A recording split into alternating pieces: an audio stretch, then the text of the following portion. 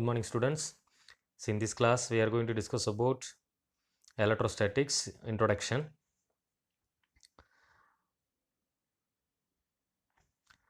So two main goals of physics: explore the new type of natural forces exist in the universe and explain the effects of natural forces on objects. So in this class, we are going to discuss about the given topics: the historical background of electricity and magnetism, the role of electrostatic force in day-to-day life, Coulomb's law and its important aspects. So first, you can understand in the modern 21st century are primarily due to our understanding of electromagnetism. Students நீங்கள் electromagnetism அப்படின்னா என்னென்னு தெரிஞ்சுக்கணும் first. So electromagnetism is a new theory that will play an important role in our day-to-day life. For example, you think about the mobile communication. So that is a type of wireless communication. The wireless communication is not possible without the concept of electromagnetism. The electromagnetism consists of both electric field and magnetic field. So in the 5th chapter, we'll discuss about this electromagnetism and other things. So the forces we experience in everyday life are electromagnetic in nature, except the gravitational force. Students, in 11th standard, we studied about the gravitational force, tensional force, frictional force and normal force. The Newton treated them to be independent of each other.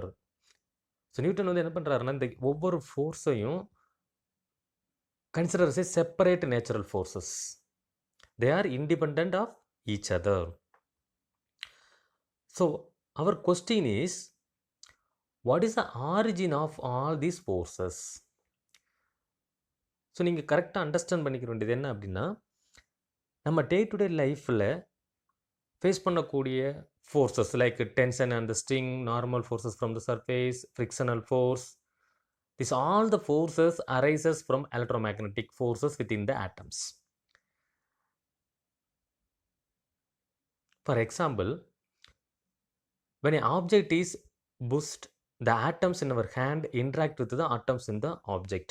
இப்போ நம்ம ஒரு ஆப்ஜெக்டை வந்து பிடிச்சி இப்படி move பண்ணுறோம், ஃபோர்ஸை கொடுத்து மூவ் பண்ணுறோம் அப்படின்னா நம்ம we know that each and every matter in the universe consists of atoms. So atoms in our hand that will interact with the atoms in the object. So they are electromagnetic forces within the atoms. The second example is when an object is moved on the surface, there is a static friction that will resist the motion of the object. So during these phenomena, the atoms in the object that will interact with the atoms in the surface. That is also electromagnetic forces within the atoms. So students, we will discuss about what is meant by electrostatics. The study of the electrical charges at rest is called electrostatics. Otherwise, simply say that to study the stationary electric charges is called electrostatics. So first you know that what is meant by electric charge, where do comes from.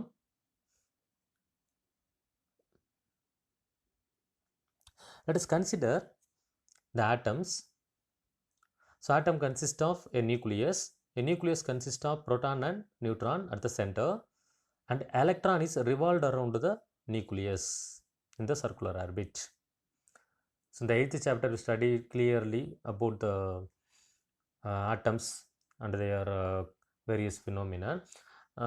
Now you can understand the matter is made up of a number of atoms. So each atom consists of proton, neutron and electron.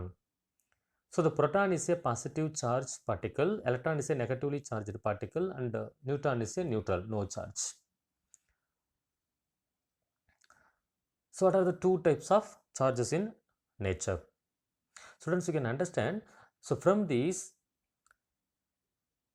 proton is a positive charge, electron is a negative charge, and this is neutral. Suppose it consists of 5 electrons and 5 neutrons. So atom is electrically neutral. So net charge is equal to 0. But the important thing is when we rubbed with one material with another material, these electrons starts to transfer from one object to another object. Okay. So two types of charges in nature. So first one is a ampere. இப்போ ampere அப்படின்றது a solid translucent material. It is a solid material. So when this ampere material is rubbing with the animal fur, after that rubbing, that ampere attracted a small pieces of leaves and dust. So இப்போ நம்ம என்ன சொல்கிறோம்னா, இது rub பண்ணதுக்கு அப்புறம் it starts to attract the small piece of leaves and dust. So amber possessing this property which is set to be charged.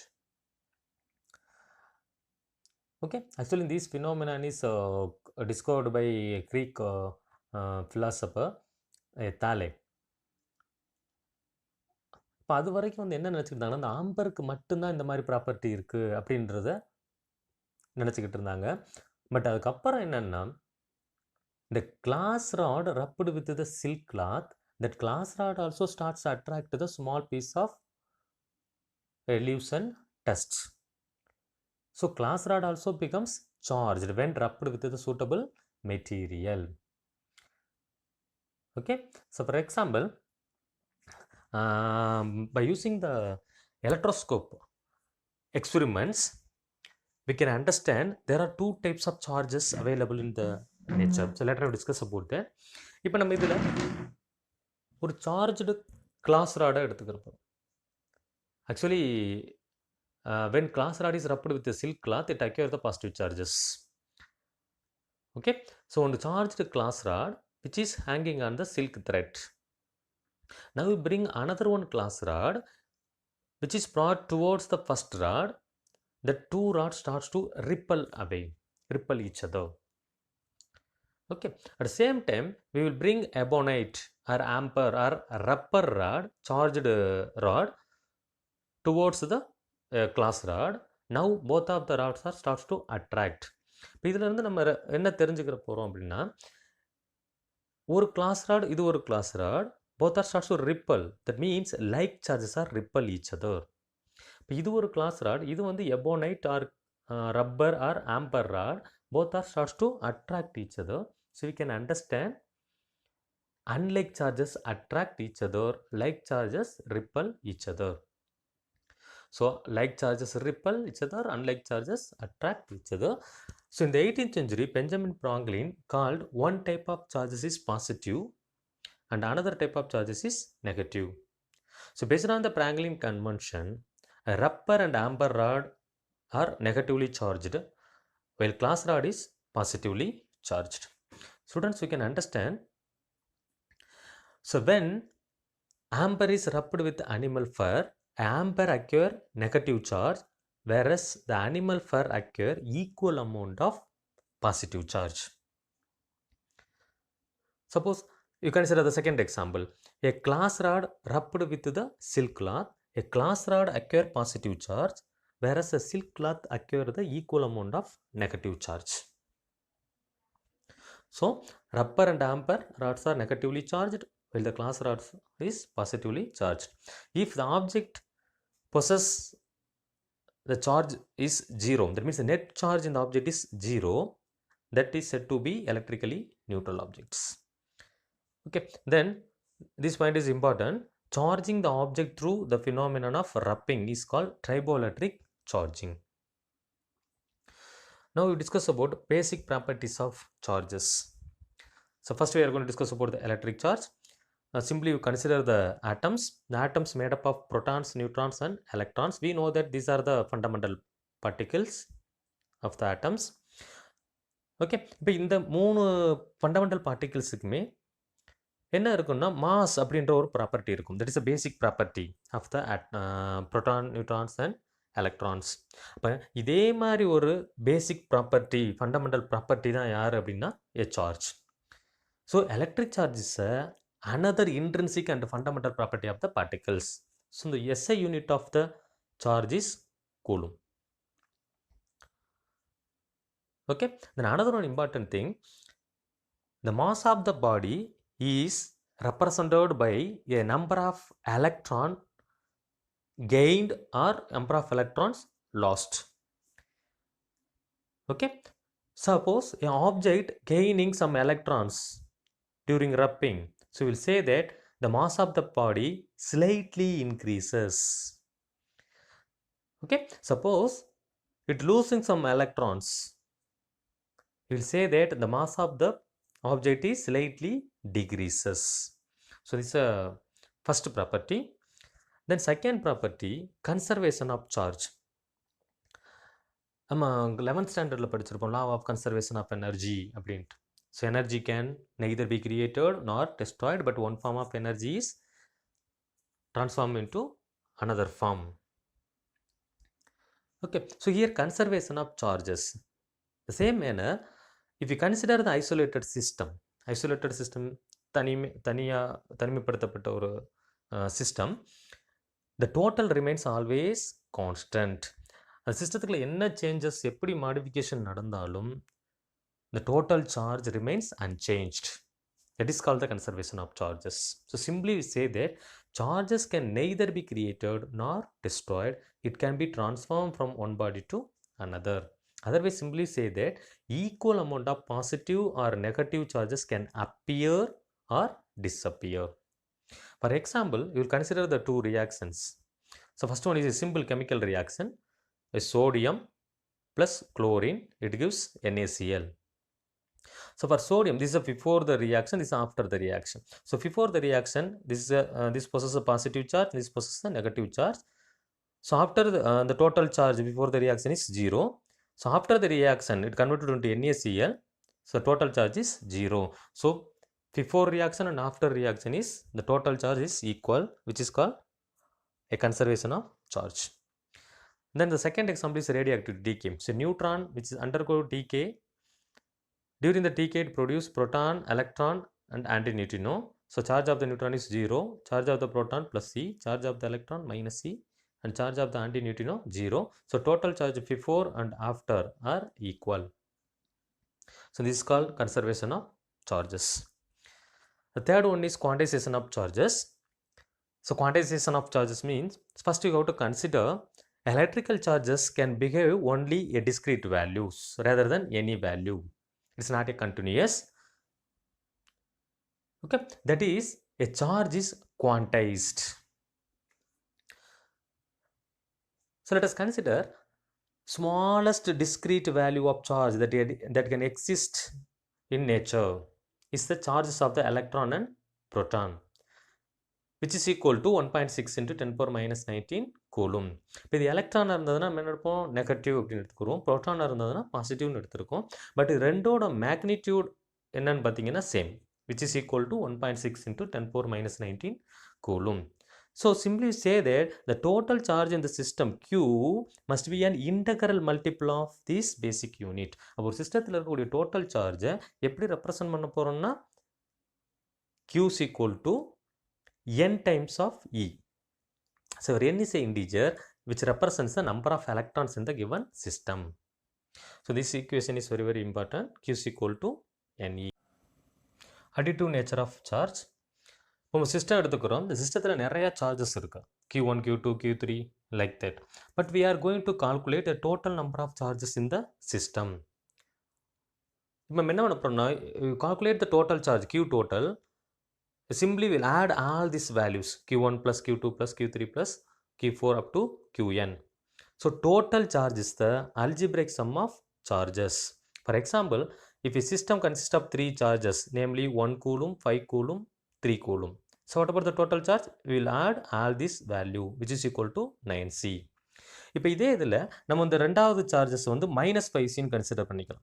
-5Cன்னு consider பண்ணிக்கிட்டோம்னா இப்போ எல்லா value add பண்ண என்ன வரும்? So 1 plus -5 plus 3. So what about the net charge? -1 coulomb. Okay, because the charges can be negative or positive. Okay, so now to take the sum, we can carefully understand the sign of the charges, and then we'll add all this value. We have to calculate the total charges. So this is a simple problem.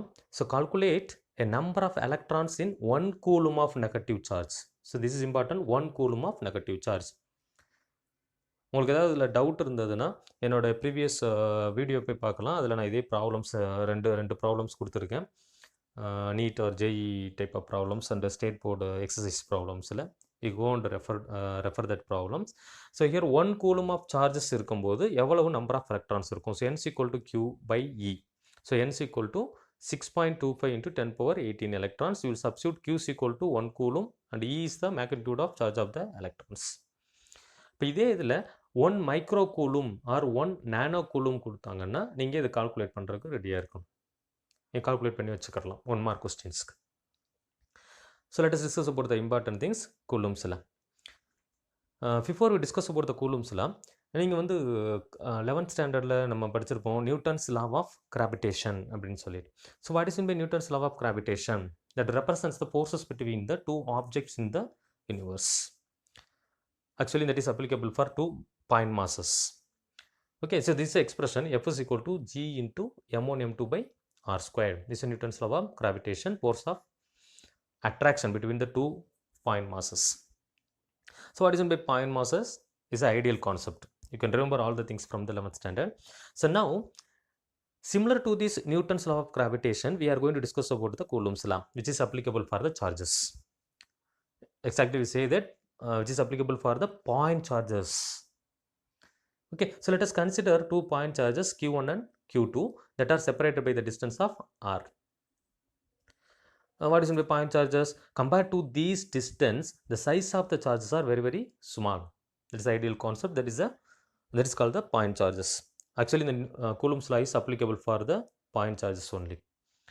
So let us, according to the Coulomb's law, let us write what is the force.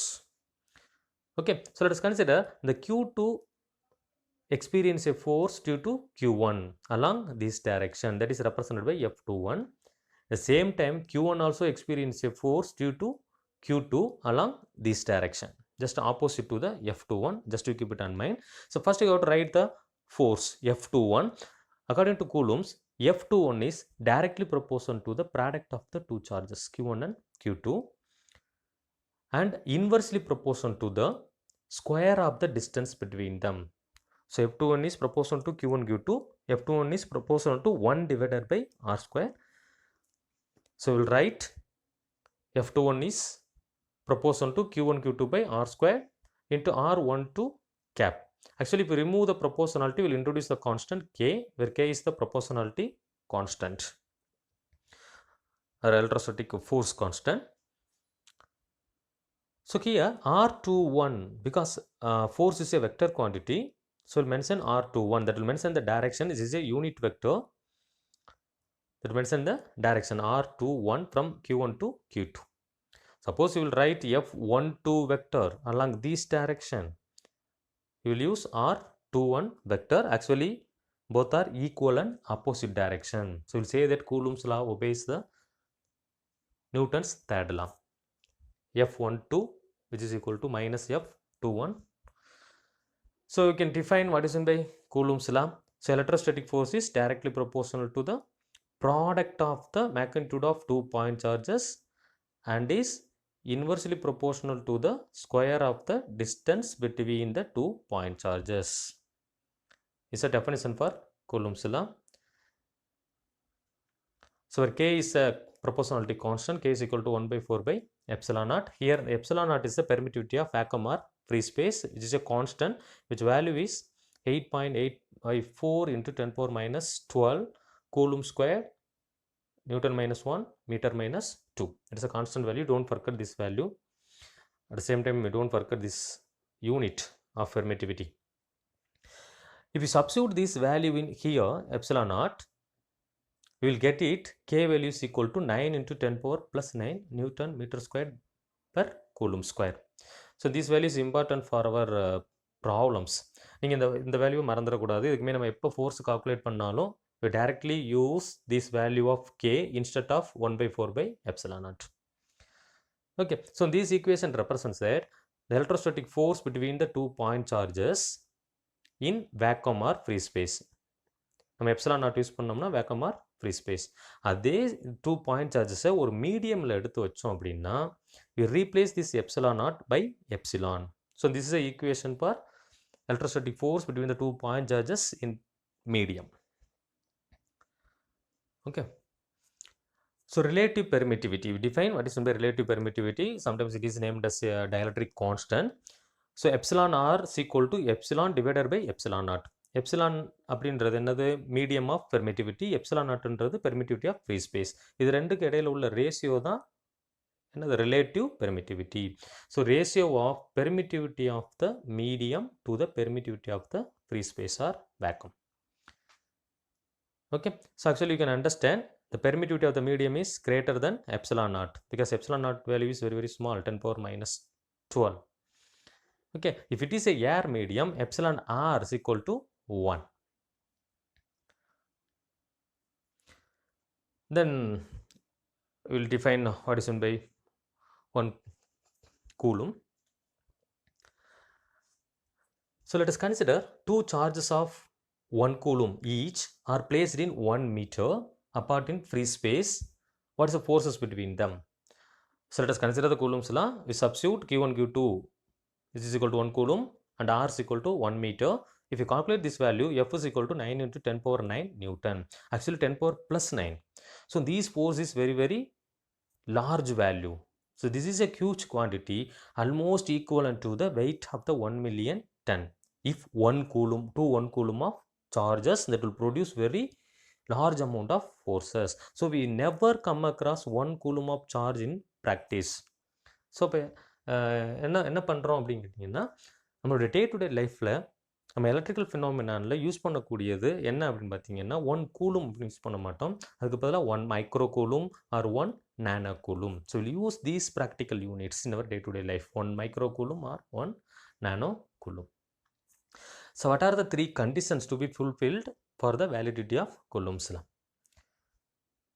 So the charges must have a spherical symmetric distribution, such as point charges or charged metal sphere. So already I told to you, Coulomb's law is applicable for point charges. Okay, then another one important thing, the charges must not overlap. கண்டிப்பாக ரெண்டு charges என்ன பண்ணியிருக்கணும், separate ஆகிருக்கணும் particular distance. Okay, then the charges must be stationary with respect to each other. Okay, then these things already discussed. The electrostatic force obey the Newton's law. So similarity and differences between the electrostatic force and gravitational force. Students, you know that this is a Newton's law of gravitation, this is a Coulomb's law, electrostatic force between the 2 point charges. So what is the difference between Coulomb force and gravitational force? So Coulomb force between 2 charges can be either attractive or repulsive depend upon the nature of the charges. நம்மளுக்கு தெரியும் ரெண்டும் like சார்ஜஸாக இருந்தால் ripple ஆகும், ரெண்டும் unlike charges இருந்தால் attract ஆகும். இப்போ depend upon the value of q1 and q2, that means plus or minus, that forces between the 2 point charges may be attractive or repulsive. But what about here? The gravitational force between the 2 masses is always attractive. இது எந்த object என்ன இருந்தாலும் சரி, யூனிவர்ஸில் ரெண்டு ஆப்ஜெக்ட்டுக்கு இடையில இருக்கக்கூடிய gravitational force எப்படி தான் இருக்கும், same at the same time which is attractive. Then what is K? We know that K value is 9 into 10 power 9 Newton meter square Coulomb minus 2. But the value of gravitational constant, G value, this already we studied in 11th standard, 6.626 into 10 power minus 11 Newton meter square kilogram minus 2. So compare these two values. This is 10 power minus 11, this is 10 power 9. We know that K is very much greater than G. So Coulomb force is greater than the gravitational force. Okay, then that Coulomb force that is depends on the nature of the medium. இப்போ நம்ம இந்த 2 சார்ஜஸை வேக்கமில் வச்சோம்னா ஒரு force calculate பண்ணலாம், the same charges same distanceல. அதே இது இந்த 2 point சார்ஜஸை கொண்டு போயிட்டு ஒரு மீடியமில் வச்சோம்னா அந்த ஃபோர்ஸ் என்ன ஆகும்னா ரெடியூஸ் ஆகும். ஓகேங்களா, இதுக்கு நான் என்னோட தேர்ட் வீடியோவில் ஒரு தேர்ட் ப்ராப்ளம் கொடுத்துருக்கேன். You go and refer the problem, then we can understand this concept. ஒரு மீடியமில் வைக்கும்போது அந்த 2 பாயிண்ட் சார்ஜஸ்க்கு இடையில் உள்ள எலக்ட்ரோஸ்டாட்டிக் ஃபோர்ஸ் வந்து என்ன ஆகும், ரெடியூஸ் ஆகும். So depends upon the nature of the medium. But Newton's law of gravitational force, it is independent of the medium. இது எந்த மீடியம் இருந்தாலும் சரி, எங்கே இருந்தாலும் ரெண்டு ஆப்ஜெக்ட்டுக்கு இடையில் கிராவிடேஷனல் ஃபோர்ஸ் எப்படி தான் இருக்கும், சேமாக தான் இருக்கும். Okay, then the fifth point, 2 point charges at rest experience only Coulomb force, but they experience additional Lorentz force during motion. ரெஸ்ட்டில் இருந்ததுன்னா ரெண்டு பாயிண்ட் சார்ஜுக்குள்ள கூலும் ஃபோர்ஸ் இருக்கும். சப்போஸ் இந்த charges are moving in addition to the coulomb force, that will experience A Lawrence force. But the gravitational force between the 2 point masses is same whether the two masses are rest or motion. Thank you students. See you in next video. Subscribe and share to maximum.